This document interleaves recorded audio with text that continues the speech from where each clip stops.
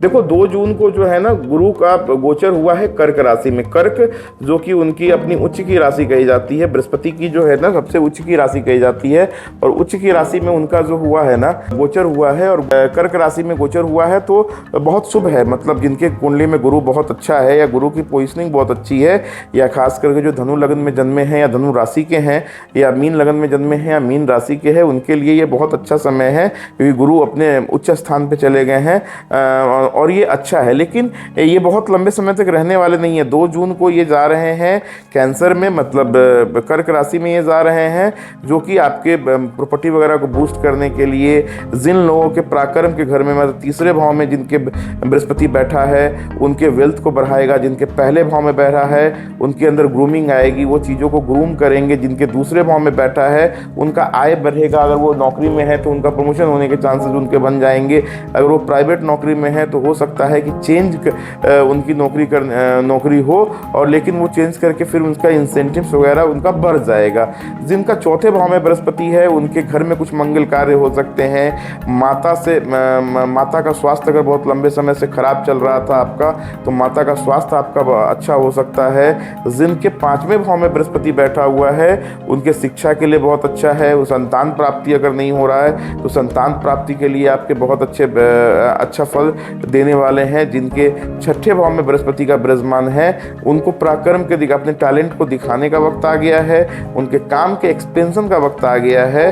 पैसे के कमाने का आपके वक्त आ गया है। अपने पराक्रम से, अपनी मेहनत से एक आपकी नई पहचान बनाने का समय आ गया है। अगर 7वें भाव में है और शादी विवाह की प्रॉब्लम है तो शादी विवाह में आपको सपोर्ट मिल सकता है। शादी में वैवाहिक जीवन में कोई प्रॉब्लम चल रही है तो शायद वो प्रॉब्लम भी आपकी सॉल्व हो जाएगी। और अगर आपका बृहस्पति फिर 8वें भाव में अगर चला आता है, अगर है आपके कुंडली में और 8वें भाव में है, तो इस समय आपको आंतरिक ज्ञान होगा। कुछ ऐसी गलतियां जो शायद आप कर रहे होंगे, आपको इस चीज़ का अंदाज़ा नहीं होगा, लेकिन ये इस वक्त आपको उसका एहसास होगा कि मुझसे क्या गलती हो रही है। और कहते हैं ना आत्मचिंतन, जिसको हम लोग कहते हैं ना, वो आत्मचिंतन का वक्त आएगा आपके जीवन में, और आत्मचिंतन आपके जीवन में बहुत बढ़ जाएगा। 9वें भाव में है तो पिता और पैतृक संपत्ति का आपको बहुत लाभ मिलेगा। पिता की तरफ से बहुत ग्रेस मिलेगा आपको। प्लस आपको अगर 9वें भाव में आपके विराजमान है बृहस्पति, तो शायद ऐसा भी वक्त आ सकता है कि आपके जीवन में उन लोगों का सपोर्ट मिल जाए जिनको आपने कभी गुरु माना है, या जो गुरु तुल्य हैं, या पिता तुल्य लोगों हैं, उनका बहुत सपोर्ट मिलेगा। समाज में कानून का सपोर्ट मिलेगा, भाग्य का सपोर्ट मिलेगा। कर्म स्थान में बृहस्पति, मतलब 10वें भाव में अगर आपका बृहस्पति है और 10वें भाव में अगर आपका बृहस्पति विराजमान हो रहा है, तो आप ये समझिए कि आपके काम में बहुत गति आ जाएगी। और क्या काम में गति के साथ साथ, जैसे कि कभी कभी क्या होता है, हमारा काम चल रहा होता है लेकिन हम लोग ना उसमें सेविंग्स कर पा रहे होते हैं, ना हम लोग कुछ कर पा रहे होते हैं, तो कहीं ना कहीं ये जो चीज़ें होती हैं ना, ये चीज़ें मतलब उसमें गति आएगी और काम में बहुत अच्छी गति आएगी।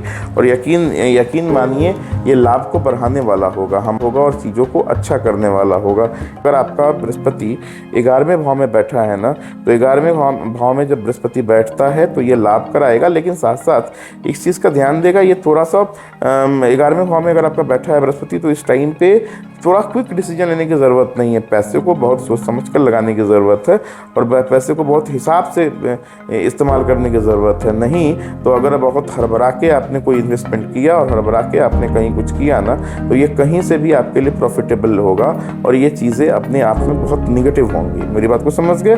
अगर 12वें भाव में आपकी बृहस्पति बैठी हुई है, बहुत बेहतरीन रहेगा ये वक्त। जी हाँ, बहुत बेहतरीन रहेगा ये वक्त, क्योंकि 12वां भाव जो होता है वो विदेश से संबंधित है। और अगर विदेश से संबंधित आप कार्य को कर रहे हैं, या एक्सपोर्ट इंपोर्ट का बिजनेस है आपका, या मतलब एक्सपोर्ट इंपोर्ट कह लीजिए, या ट्रेडिंग का बिजनेस है, जो सामान का ट्रेडिंग करते हैं, बाहर से सामान मंगवाते हैं और सप्लाई करते हैं, इस तरह का अगर बिजनेस है तो ये बिजनेस आपके लिए अच्छा रहेगा, इसमें कहीं से कोई दो राय नहीं। तो पॉइंट क्या है, इन चीज़ों को समझने का कोशिश करो।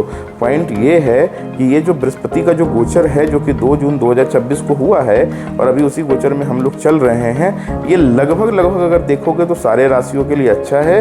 खास करके अगर कैरियर पॉइंट ऑफ व्यू से देखेंगे तो कर्क राशि वालों के लिए, वृश्चिक राशि वालों के लिए और मीन राशि वालों के लिए बहुत अच्छा है। कर्क राशि और वृश्चिक राशि और मीन राशि वालों के लिए कैरियर के हिसाब से बहुत अच्छा है। अगर अपने बिजनेस को आप फॉरेन सेटल करना चाहते हैं, बिजनेस का एक्सपेंडिशन करना चाहते हैं, बिजनेस को बढ़ाना चाहते हैं, तो सिंह राशि वालों के लिए और धनु राशि वालों के लिए बृहस्पति का जो गोचर है वो बहुत बेहतरीन है। और अगर आपकी शादी नहीं हो रही है, किसी भी फैमिली रिलेशनशिप को लेकर, हस्बैंड वाइफ के रिलेशनशिप को लेकर, बच्चों से संबंध को लेकर या किसी भी तरीके से संबंध को लेकर अगर कोई प्रॉब्लम चल रही है आपके लाइफ में, और अगर आपकी राशि कन्या है या आपकी राशि मकर है, कैप्रिकॉर्न है या वर्गो है, तो आपको बहुत ये लाभ देने वाला वक्त कहा जाएगा। लेकिन अब मैं बताता हूँ, ये 2 जून को तो मैंने बताया क्योंकि उच्च की राशि में जा रहा है, तो लगभग मैंने सारे प्लेसमेंट्स में मैंने बताया कि बड़े अच्छे फल दे रहे। लेकिन यहीं पे फिर 14 जुलाई से लेकर 12 अगस्त तक ये अस्त हो जाएंगे, ये सूर्य के बहुत करीब आ जाएंगे और ये लगभग अस्त हो जाएंगे। और जब बृहस्पति अस्त हो जाता है तो आदमी का ज्ञान अस्त हो जाता है। बृहस्पति क्या है? ज्ञान अस्त हो जाता है और उसके बाद ईगो चला आता है। तो ऐसा नहीं हो कि कुछ अच्छे समय आए हैं और उन अच्छे समय को लेकर आपके अंदर अहम आ जाए। देखो, हम लोग इंसान हैं, हम लोग बुरे वक्त को बहुत जल्दी भूल जाते हैं और अच्छे वक्त में बहुत जल्दी गर्भान्वित हो जाते हैं, ईगोइस्ट हो जाते हैं।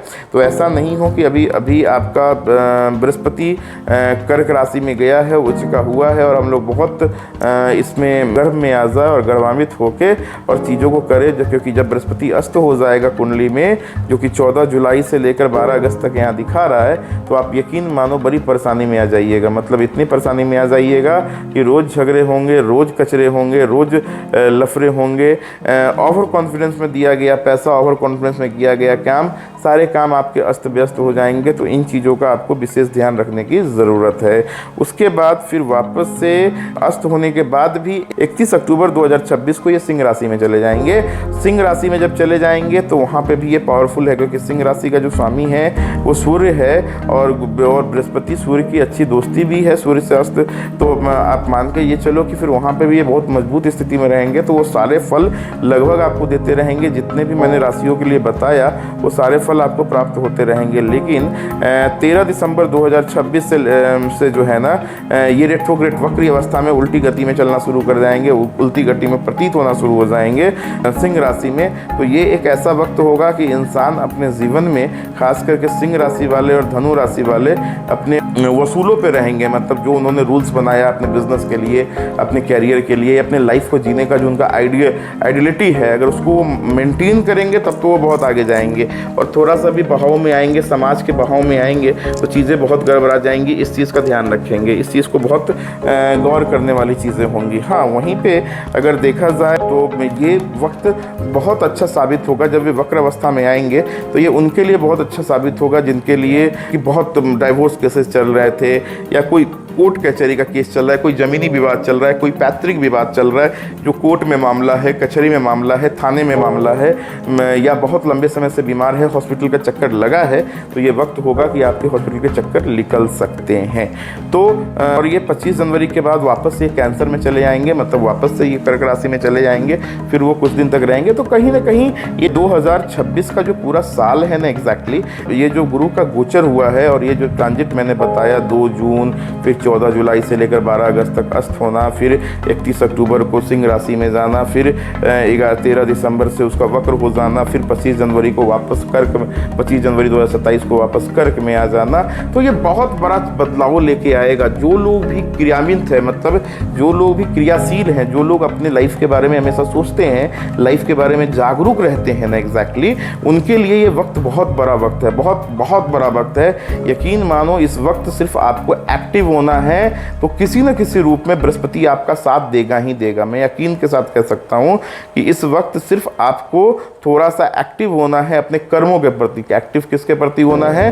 खाने पीने के प्रति नहीं होना है, कर्मों के प्रति होना है। अगर आप कर्मों के प्रति एक्टिव होते हैं तो यकीन मानो सक्सेस आपके घसर चढ़ के बोलेगा ही बोलेगा, इसमें कहीं से कोई दो राय नहीं। हाँ, एक दो चीज़ जो बहुत इंपॉर्टेंट है इस वक्त में, जो ध्यान देने योग्य हैं, जो भी गुरु तुल्य लोग हैं, जो भी ब्राह्मण हैं हैं या जो भी पूजा पाठ कराते हैं, इस तरह के जो भी लोग हैं, इन लोगों का बहुत आदर सत्कार करना है, देवालय की सेवा करनी है, गौ की सेवा करनी है।